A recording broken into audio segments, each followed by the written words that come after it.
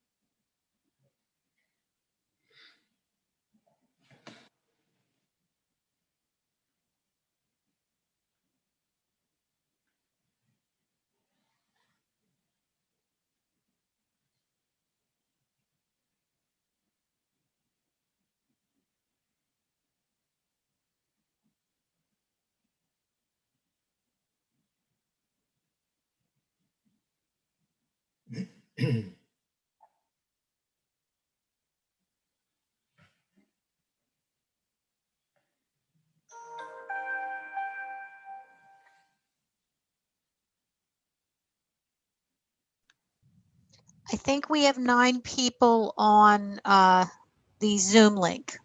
Okay, good. I think we got 9 as well watching live on YouTube. So let's make a start. I'll stop the share.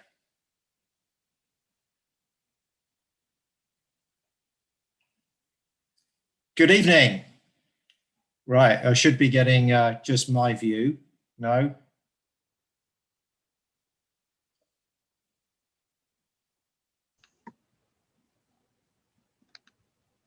Okay, let's see if we can just work with this.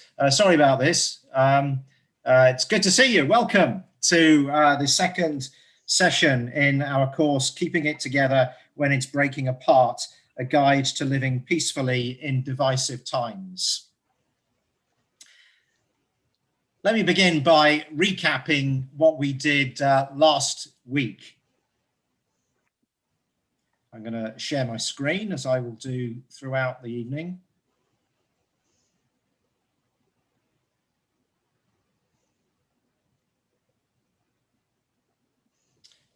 Oh, okay. Jerry, you're going to need to allow me to share the screen. Sorry.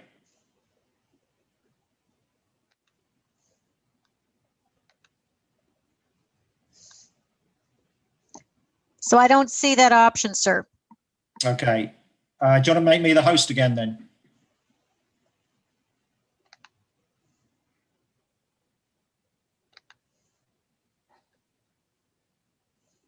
Can you tell me where to click? Yeah.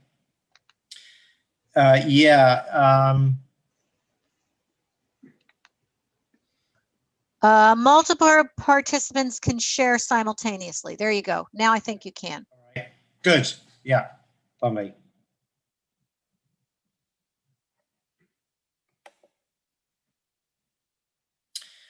Okay, so we kicked off last week with looking at the whole issue of political conflict. And you'll remember, if you were present or if you have watched the presentation since then, that I made some guesses, some hopefully educated guesses about how we actually got into this state that we're in. I think the reality is that, you know, the kind of divisiveness, the level of divisiveness, the nastiness, the tribalism, which is the word I used throughout last week, is such that, you know, in our lifetime, within living memory, I'm not sure it has ever been quite this bad. Surely, you know, in the 19th century it was, particularly the 1860s, but in living memory now, this is probably as divisive as it's ever been. And I looked at three reasons why things are the way they are.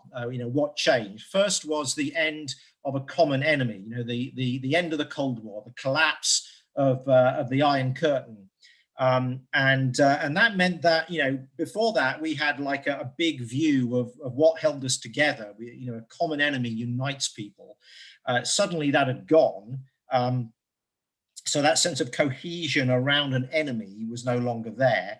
And then there was the digital revolution, particularly the internet and now smartphones, social media, and 24-hour news channels, and also the decline of organized religion. I thought that was a factor as well. And it's not that people, you know, when they stopped going to church, stopped being religious.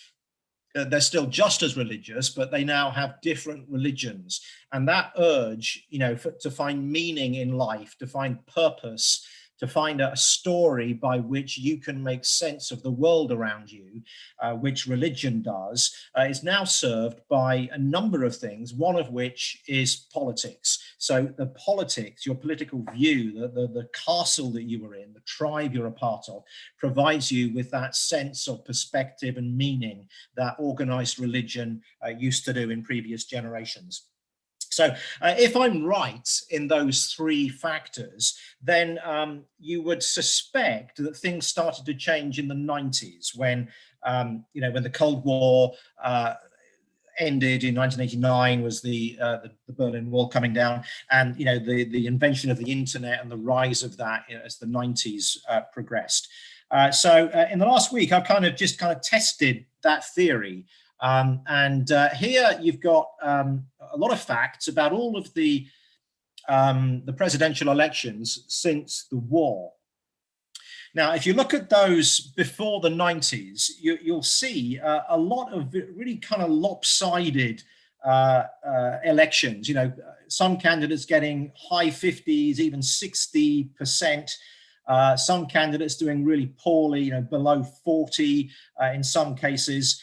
You know, sometimes, you know, a candidate winning 49 states and the loser winning just one. You know, that happened on a couple of occasions since the war.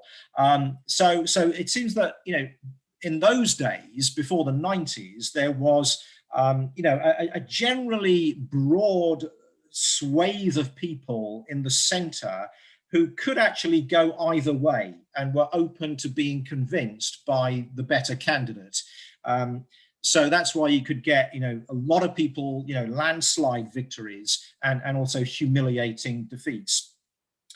So from the 90s, you'll see that things narrowed considerably. And this is where the tribalism started. So that, you know, people, you know, they vote for their tribal leader, even if they don't actually believe in their tribal leader, and they actually kind of secretly think that the other one is actually a better candidate. They still vote for their tribal leader and you know, don't allow themselves to go where, you know, their brains are telling them to go.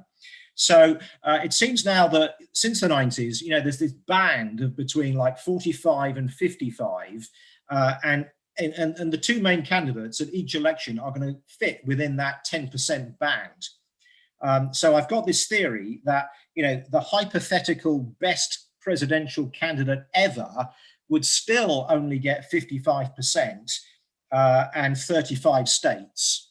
And the very worst hypothetical candidate ever, perhaps even a dead guy, would still get 15 states and 45% of the vote. That's how polarized we are. And so my research, I think, bears out that theory that it was the 90s that this thing, you know, this really kind of started. So on to tonight's subject, and we're going to look at how political views are formed. And this is really kind of interesting. I promise you that this will be the only time you ever hear me talk about neurology. but I need to, and I hope you can find it kind of as interesting as I did. I've used a variety of sources for tonight. One of them is Michael Shermer and a book, The Believing Brain, From Ghosts to Gods to Politics and Conspiracies, How We Construct Beliefs and Reinforce Them as Truths. And Shermer makes a number of really interesting points. You would think, because we like to think good of ourselves, we like to think we're rational people, and that the way we come to believe is by looking at evidence, weighing it up, questioning it, listening to other views, thinking deeply, and then as dispassionately as we can, reach a conclusion on whatever it is we're going to believe. Shermer says what we actually do is the exact opposite of that. So he says we form our beliefs first and then look for evidence in support of them afterwards. So beliefs are more subjective than we like to think they are. They're personal. They're very often rooted in emotion and feelings, perhaps feelings which stem from childhood, and the social and historical environments that we find ourselves in. Lots of factors which lead us to making subjective views, which, according to Shermer, we then go on to try to rationalize with explanations. But he says it's almost always after the event, after the kind of the decision to believe. In fact, the decision to believe, isn't really a decision at all. It's something we probably gain through osmosis by, the family we were raised in, the environment of the town or school that we went to, or TV, all sorts of things that go in there.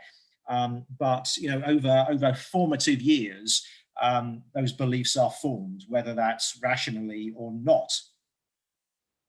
So the brain is a belief engine, is how Shermer puts it. In other words, what it does is just take whatever information is poured in, arranges it, and tries to find meaning in that information. And the way it does that, says Shermer, is by letting it slot in. The information is slotted into an already existent belief system. So, he concludes, what we believe determines our reality, not the other way round. So, it's not exactly brain surgery, except it is. Here's a human brain. The really interesting part for me is the bottom right there, the green writing, the reptilian brain. This is, in scientific language, this is the amygdala. It's the oldest part of every animal species. Everything that has a brain has this amygdala, and it's a lizard brain, okay? It's what we share with all other, at least land creatures. So it regulates those base instincts like, fighting, fleeing, finding food, reproduction, the stuff that all animals do. And it's there. And sometimes it is dominant when a person feels threatened. It's primitive, it's non-rational, and it's often fear-based. Compare that with the blue writing, okay, the prefrontal cortex, which is, as a theologian, what I would say is the bit where God said, let us make man and woman in our own image, all right? This is the God part, if you like.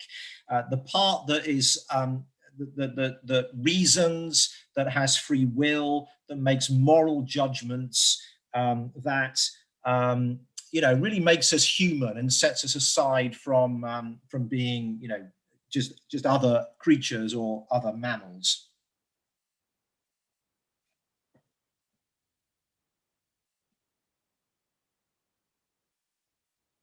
So a scientist called Jonas Kaplan of the Dornsife Cognitive Neuroimaging Center at the University of Southern California, he did a study. And he discovered by doing electrodes on people's brains and things that when people change their beliefs, it's that kind of the grown up part of the brain, the cortex, the frontal cortex, that's doing the work. People who resist change do so with the amygdala. In other words, it's the people who are most resistant, perhaps the most definite and convinced about their beliefs, and the ones who are perhaps not open to actually considering that they may be wrong or there may be another way of looking at something, they tend to function, says Kaplan, from the amygdala. In other words, that the primitive, non-rational, fear-based part of the brain. So those folks on Facebook, who are extremely forthright and dogmatic and rather unpleasant in the way they communicate, and who are never going to change their minds about anything, no matter what amount of evidence they have, they're actually kind of behaving like lizards. This is the amygdala that is controlling their thought process rather than the prefrontal cortex. So this explains why people get irrational in their beliefs. It explains why, if you've ever discussed politics or indeed religion with somebody that you disagree with, you can sometimes present all manner of facts that to you are, like sacred, sacrosanct, totally convincing. But there's nothing you can say to the other person because the belief is not rooted in the rational part of the brain. It's rooted in the emotional, fear-based part of the brain. So rational, scientific data, for example, or philosophical argument is not actually going to do much good in changing people's beliefs if they stem from the amygdala. This is why people believe conspiracy theories, why it's impossible to persuade someone to believe what you believe, and why, therefore, I ask the question, why will $12 billion be spent in this election, in all the elections that are taking place in a couple of weeks? $12 billion will be spent in trying to convince people of arguments and voting for particular people. 12 billion.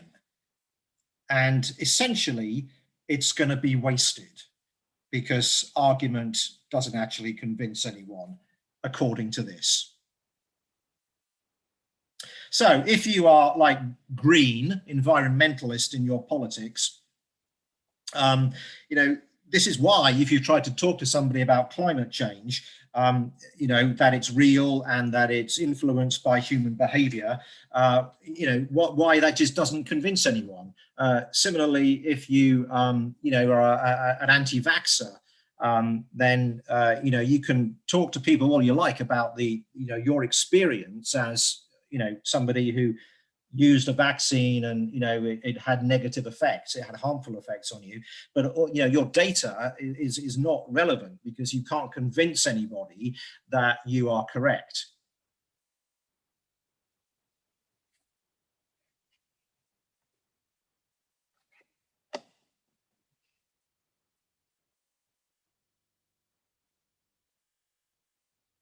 So let's move this on a little bit and ask the question, why are people tribal?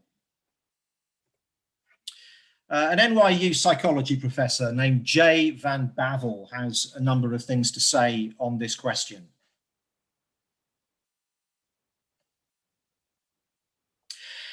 He says that people's views, people's beliefs are more important than the truth.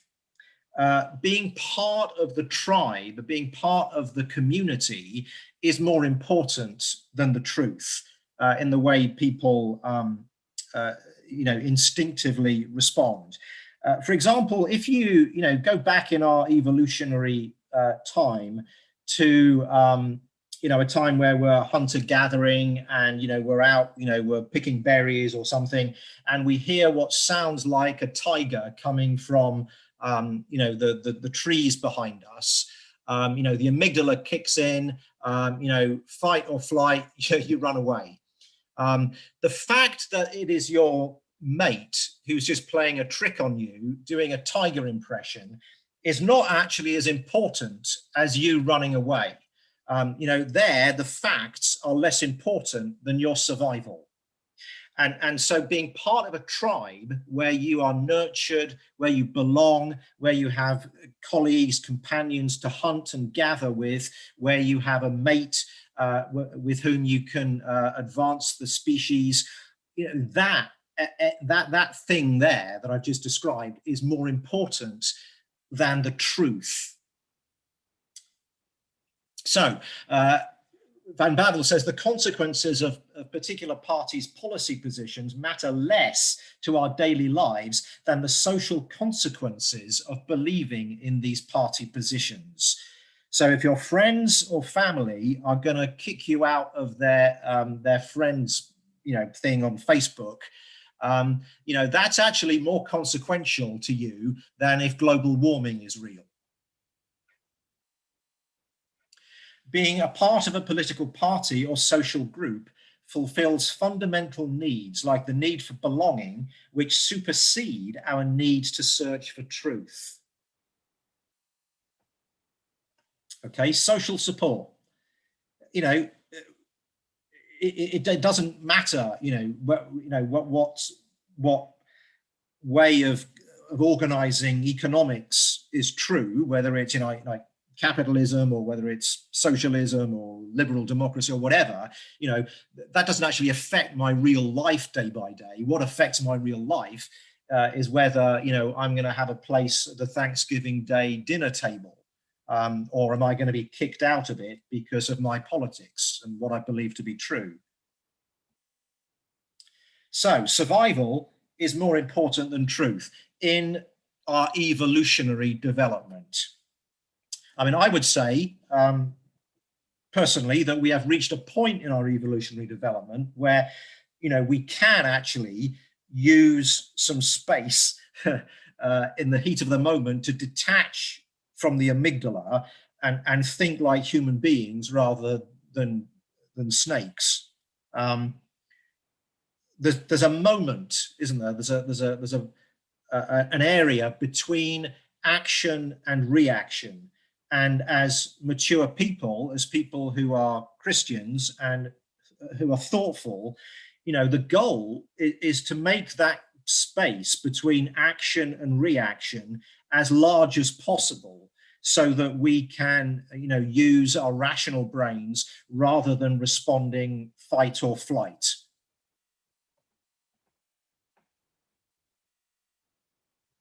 Okay, so Van Bavel actually thinks that people know what's true and false, but they persist in saying what they believe, that they believe what they know to be false in order to protect the tribe. And this would probably explain why people on all sides of political debates in both of the parties, that they kind of toe the party line in public. But secretly they're thinking, well, I actually disagree with our party leader on this particular point. But when I'm the talking head on the news, or when I'm on Facebook talking with my friends, then I'll toe the party line because it's important that the tribe is secure and safe and dominant, and therefore I will subject my personal views to the views of the tribe.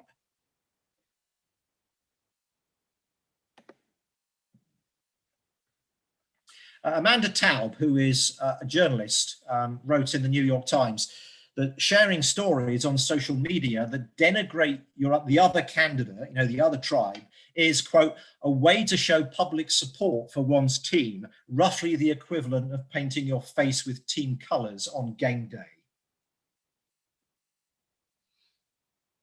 So fact-checking sites, some of which are very good, and I think we should use them. But the reality is that they don't actually have an awful lot of effect on people. Tomorrow night there's a debate. I have to tell you, I will not be watching that debate because the debates do not get me in a nice settled mood in order to go to sleep after they've finished. But there'll be some TV stations that sort of do some fact checking in time. But this evidence, this research by all these psychologists suggests that you can have all manner of fact checking, but it won't actually do any good in persuading people what the truth and what the facts actually are. So people support their candidate not necessarily because they agree with their policy platform or their moral goodness, but because they are the leader of the team and therefore embody a vision which those people can broadly support. I think it's true in every election. It was particularly true in 2016, and maybe this time as well, that the candidates became not real people, but symbols of something. One was a symbol of highly educated, quite fortunate, wealthy elitists. The other was a symbol of, working people who are sick of politicians, fed up with DC, want to burn the whole house down, and looking out for those folks. So forget policies, forget what these two people were actually like as human beings, forget what they believed in political doctrine terms. All of that became secondary to the symbolism of what they represented. So if you saw yourself as being represented by either Hillary or by Donald, then even though you might find them personally deeply unsatisfying human beings, because they are a symbol of representing you, then you go into the booth and vote for them.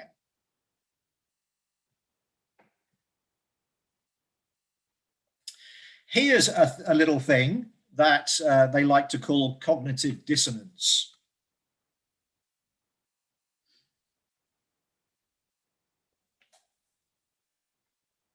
And what it is the discomfort you feel when you hold two beliefs, or a belief and a behavior that contradict each other.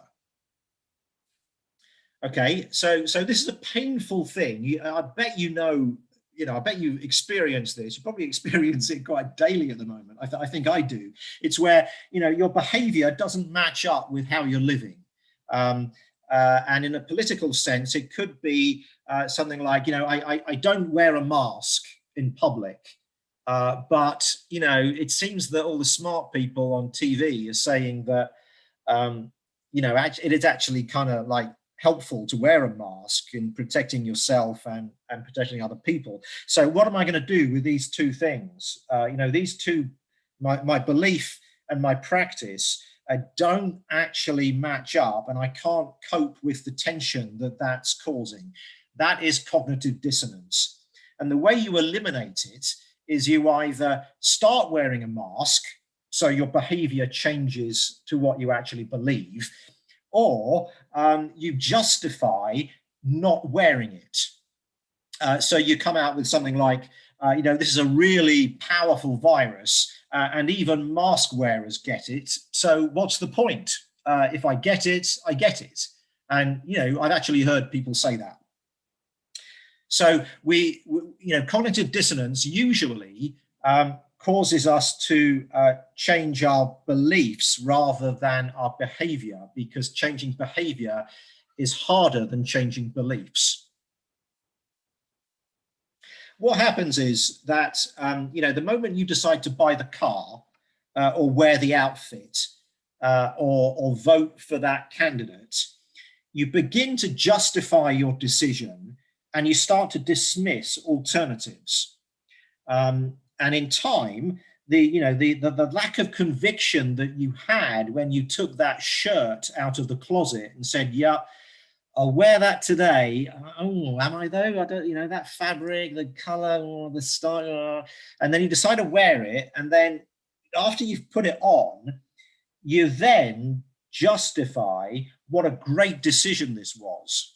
And so if someone says to you, that's a terrible shirt, your whole world collapses, because justifying our beliefs is easier than changing them in the light of new information. And nowhere is this evidenced more than in a study, an experiment that performed by Lee Ross, who got together a group of Israelis and a group of Palestinians with the aim of discussing a peace process. Now, he got a bunch of policies and proposals made by the government of Israel, and a bunch of policies of the leadership of the Palestinian Authority, but he switched them around. So, under the heading Israel government, you would have all the Palestinian policy proposals, and under the heading Palestine, you'd have all the Israeli government policies. And he then asked the Israeli citizens to judge the proposals, and they overwhelmingly liked the Palestinian proposals that were falsely attributed to Israel more than they liked the Israeli proposals that were attributed to Palestine. And that's really sums it all up right there. Attach a label to yourself, be it Palestinian, Israeli, liberal, conservative, British, Chinese, Republican, Democrat, and the label becomes more important than the content of the belief. And so it's not uncommon to see, a party get a new leader, and suddenly people who were saying X about a particular policy are now saying exactly the opposite, not because they've changed their minds, but that is now what this tribe believes.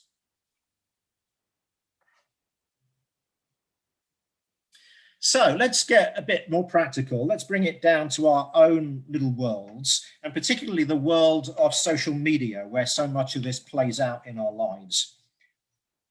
And here's a question which I've actually kind of, hazarded some guesses to this. These are my answers, so you can disagree with them. I don't post on social media except, on behalf of the church, on the church's site.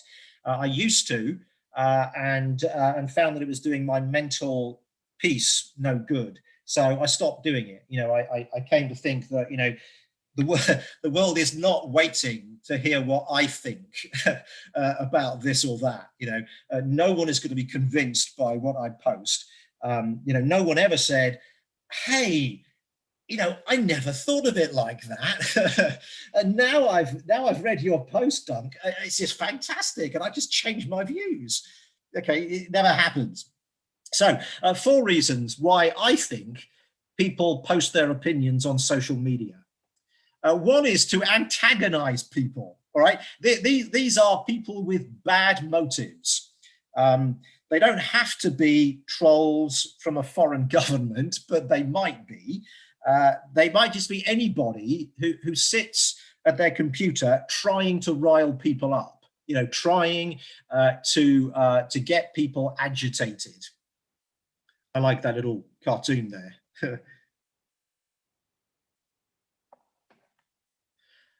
Then there are others who are not bad at all. They're sincere, but they sincerely think that they're going to persuade people of the truth of their views, and they are sincerely wrong, as I think I've said. Then there are people who do it for their own sakes. Okay, people who seek solidarity with their tribe. Okay, somebody tweets something or says something in a news conference, and you'll repost it because they're saying, okay, this is my tribe, this is my leader, And you know, this is what I'm a part of. This gives me security, solidarity, meaning, belonging. And there are people, you know, who post because perhaps deep down they're not actually as convinced as they would like to be, and by going public, you know, that reinforces their convictions. I expect that you maybe have some views on all of that, and if you are in the habit of posting your opinions, then maybe you can come back to me on some of that if you're in the Zoom call. Just let Jerry know that you want to do that. But let me finish my input with some stuff from one of my favorite mega church pastors.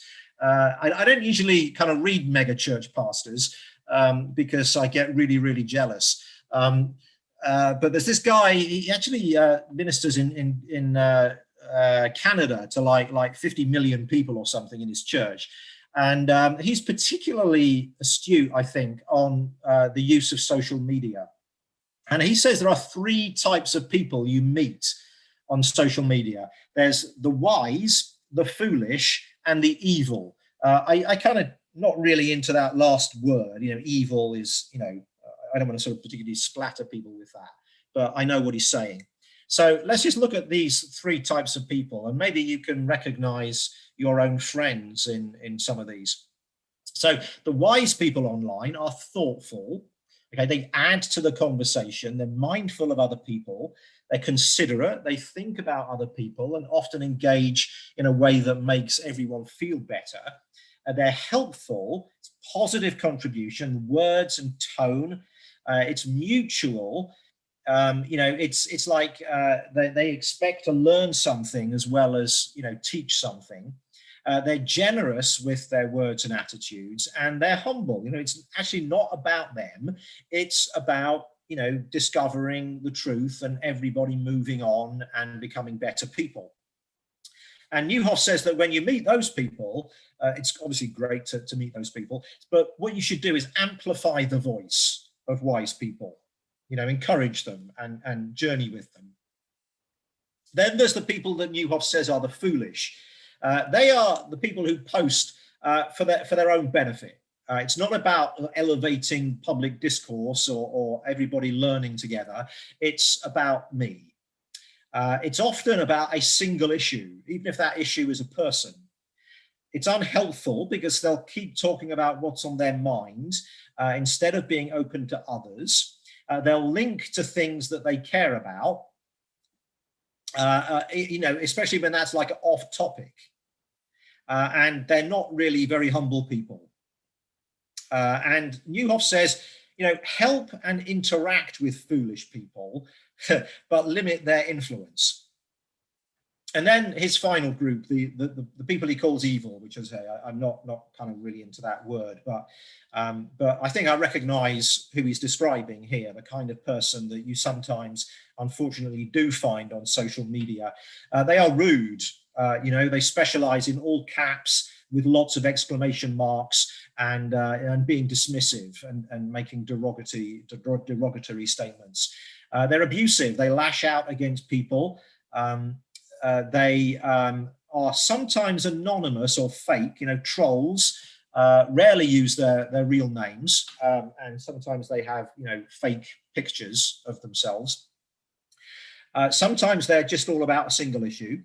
They're not open to listening and correction. And they are vain, you know, arrogance of, yeah, it's all about me and my views, and everyone else is just, you know, flat out wrong.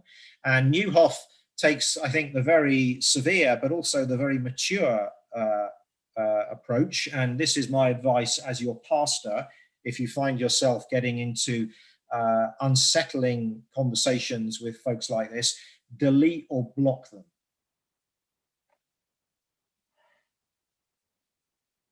Okay, I'm going to go back into stop screen share, and if there's anybody who is on the Zoom call who would like to make a comment or ask a question, please do so.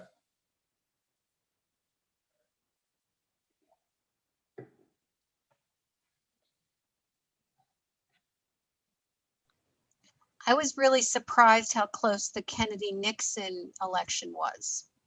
Wasn't it? Yeah. Yeah, it was, I've got the stats here. Kennedy 49.7%, Nixon 49.5. So yeah, 0.2 of 1%.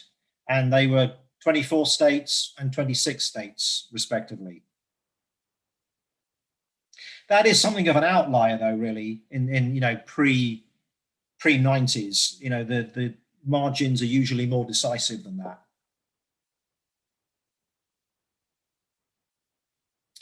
Okay, I'll give another few seconds, and if there's nothing from those who are on the Zoom call, then we'll sign off. Hi, it's Bill. Oh, Bill. Hello, Bill. Hi. Just a question. And sort of relating. And sorry, I didn't hear the last couple of seconds because I was called out about some breaking news on TV right now. But anyway, there's sort of the relationship between what you talked about last week and this week, in terms of the timing. I want, because I mean, we've always had the reptilian brain. Yeah.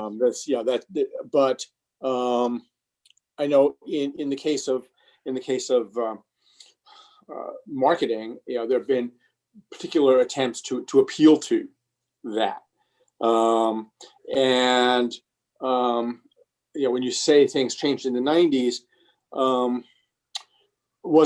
has there been more of an attempt to actually appeal to and to try to use those kinds of responses, do you think, compared to the time before that?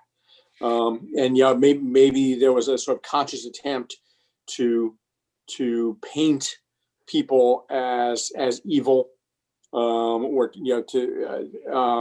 in a way to kind of appeal to those emotional responses as opposed to the rational ones in the last 20 to 25 years. Yeah, if you're watching, if you don't know Bill's background, he is a professor of marketing at Rutgers, and he can probably Drexel. Sorry, and he can probably answer his question better than I can. But from my very limited experience in the US, I think that the hit jobs, the political advertising that is kind of negative and nasty does tend to play upon people's fear. Here's this scary person, and we've got to be really anxious about them.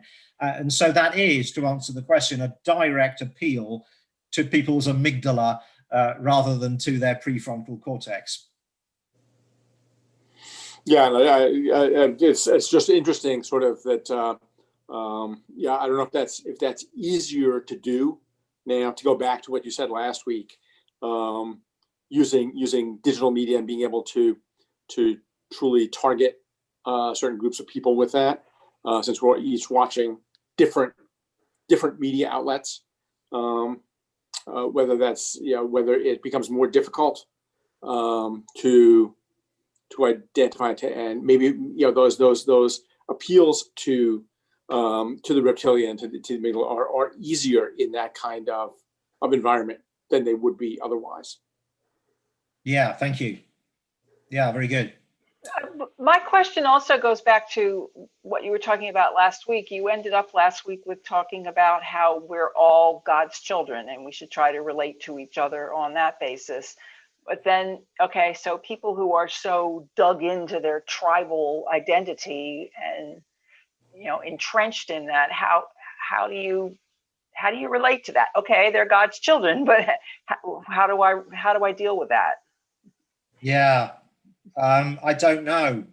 I find it very difficult. I think. What I would like to do in the perfect world is just be able to talk openly with people in a way that is humble, and I really want, I want to understand what people believe and why they believe it, which I think is probably more important in some ways, certainly more interesting perhaps. We're in a situation, I think, as a country now where that can't really happen.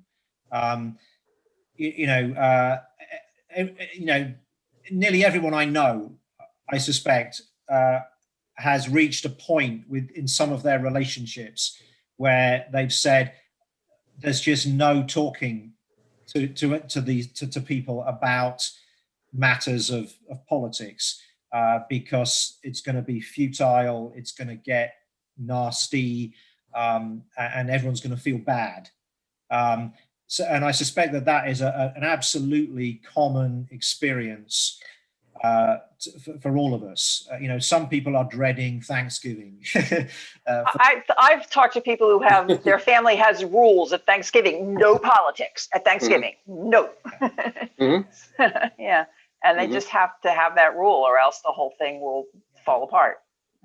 Yeah, I think that empathy is so vital. I think we talk as Christians about love, and the gospel lesson this Sunday is Jesus saying the greatest commandment is love God with all you've got and love your neighbor as yourself, and that's our rudder, that's our compass in life as followers of Christ. But to get to love, which can be a very nebulous kind of slippery concept, empathy, I think, is a really essential stepping stone on the way to genuine love. And it's that ability to remove yourself from your own circumstances and place yourself in someone else's.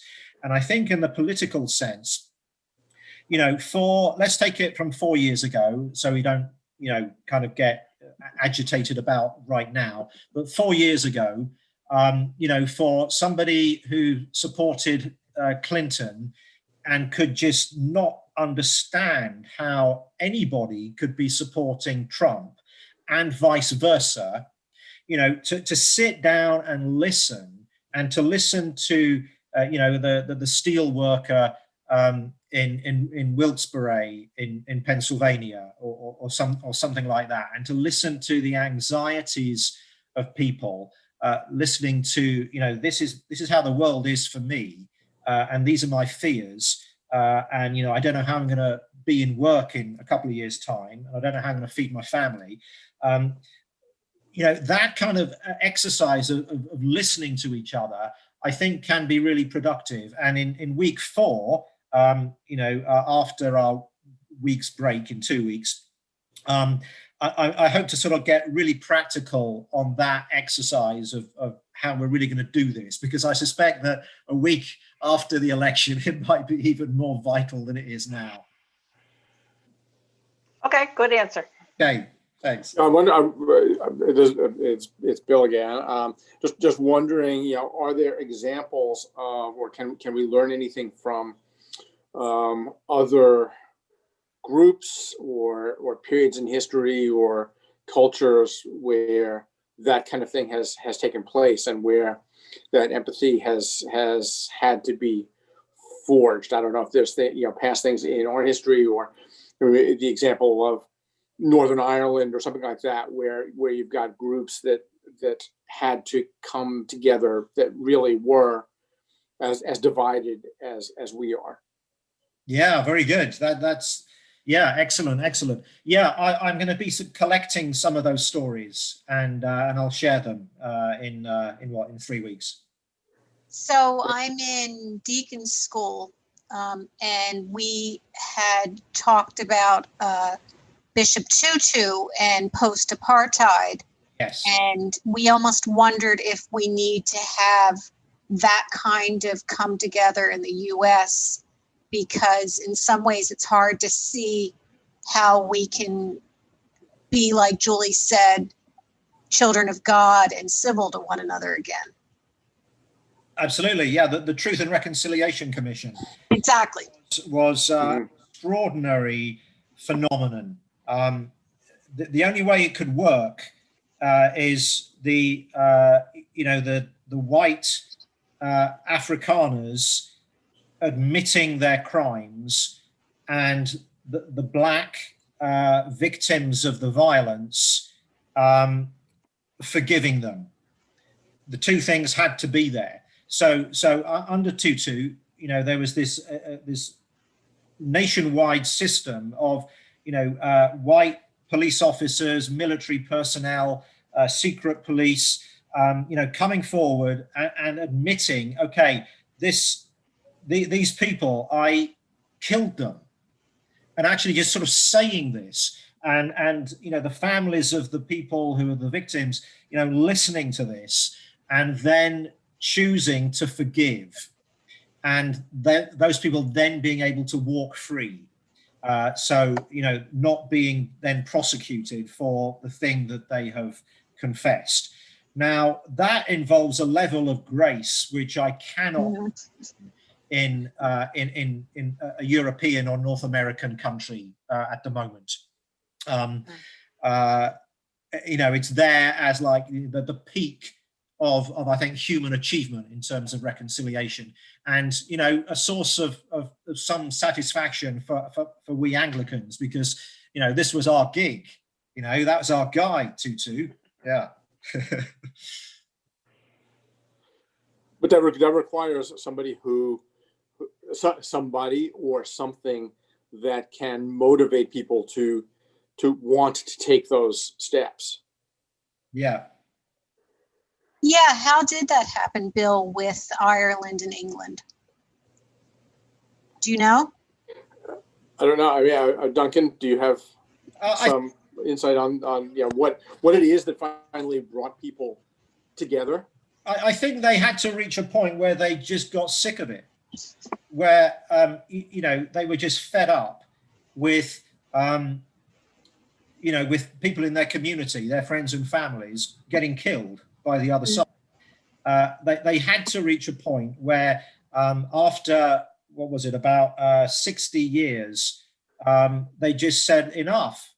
You know, if someone doesn't stop, it's never going to stop. And so let's just stop. And they did. I mean, obviously, you know, Bill Clinton was very influential in that. You know, I think the Irish American community is crucial in the way the Republic of Ireland and Northern Ireland and the UK kind of conduct themselves on this issue. Tony Blair was heroic. You know, the Irish president, the Taoiseach, the Prime Minister, was heroic. You know, and it was a fantastic moment. You know, I you know, pray that it doesn't sort of come under any further stress with the whole Brexit thing. But then, yeah, one would hope that it doesn't have to get that bad that people feel so hopeless in order to come together.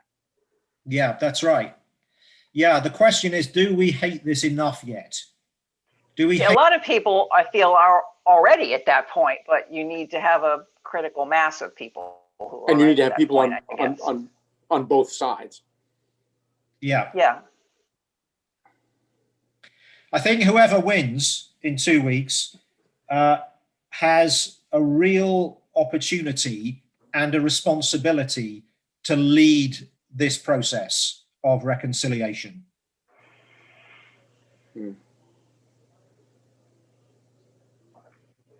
Okay, let's call it a day there. That was very stimulating. Thank you, Julie, Bill. Yes, thank you. Thank you. Join the panel next week, then please do. Okay, so see you next week, and thanks for watching. Bye-bye.